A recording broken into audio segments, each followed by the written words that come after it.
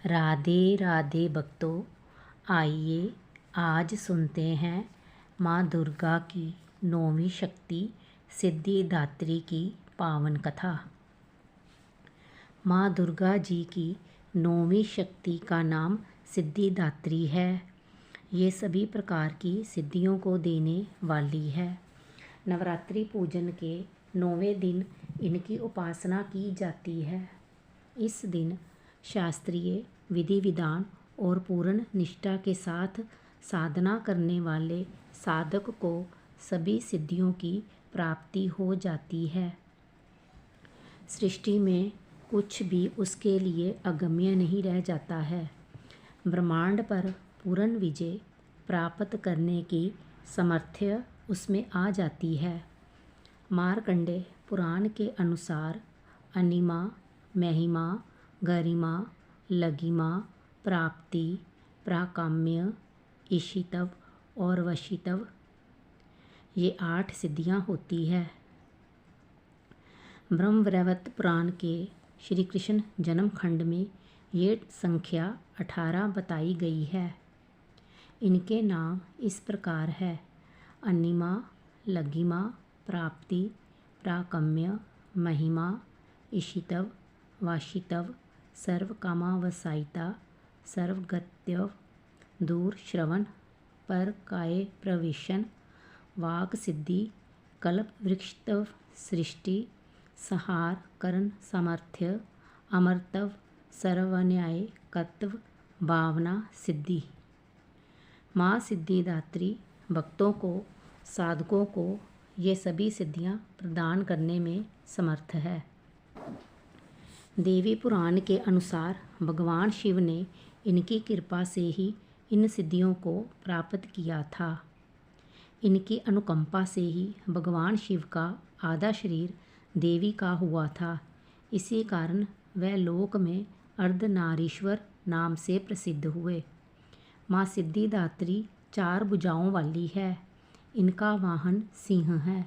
ये कमल पुष्प पर भी आसीन होती है। इनकी दाहिनी तरफ के नीचे वाले हाथ में कमल पुष्प है। प्रत्येक मनुष्य का ये कर्तव्य है कि वह माँ सिद्धिदात्री की कृपा प्राप्त करने का निरंतर प्रयत्न करे, उनकी आराधना की ओर अग्रसर हो।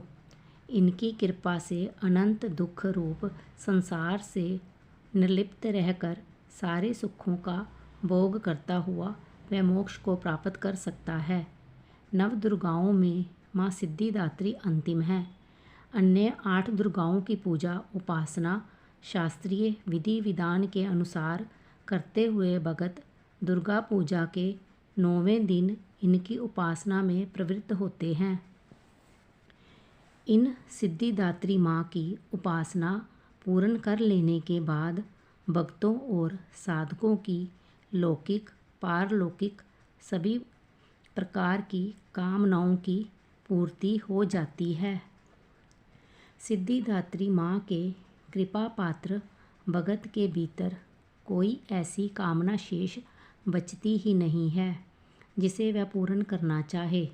वह सभी सांसारिक इच्छाओं, आवश्यकताओं और श्रीपहाओं से ऊपर उठकर मानसिक रूप से माँ भगवती के दिव्य लोकों में विचरण करता हुआ, उनके कृपा रस पीयूष का निरंतर पान करता हुआ विषय भोग शून्य हो जाता है। माँ भगवती का परम सानिध्य ही उनका सर्वस्व हो जाता है। इस परम पद को पाने के बाद उसे अन्य किसी भी वस्तु की आवश्यकता नहीं रह जाती। माँ के चरणों का ये सानिध्य प्राप्त करने के लिए हमें निरंतर नियमनिष्ठ रहकर उनकी उपासना करनी चाहिए। माँ भगवती का स्मरण, ध्यान, पूजन हमें इस संसार की असारता का बोध कराते हुए वास्तविक परम शांतिदायक अमृत पद की ओर ले जाने वाला है। इनकी आराधना से जातक को अनिमा, लघिमा, प्राप्ति, प्राकाम्य, महिमा, ईशितव, सर्व कामावसायिता, दूर श्रवण, पर कामा, प्रवेश, वाक सिद्धि, अमरतव, भावना सिद्धि आदि समस्त सिद्धियों नवनिधियों की प्राप्ति होती है।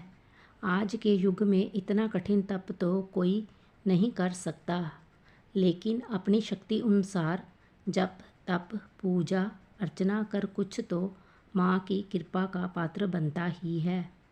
प्रत्येक सर्वसाधारण के लिए आराधना योग्य ये श्लोक सरल और स्पष्ट है। माँ जगदम्बे की भक्ति पाने के लिए इसे कंठस्थ कर नवरात्रि में नवमी के दिन इसका जाप करना चाहिए।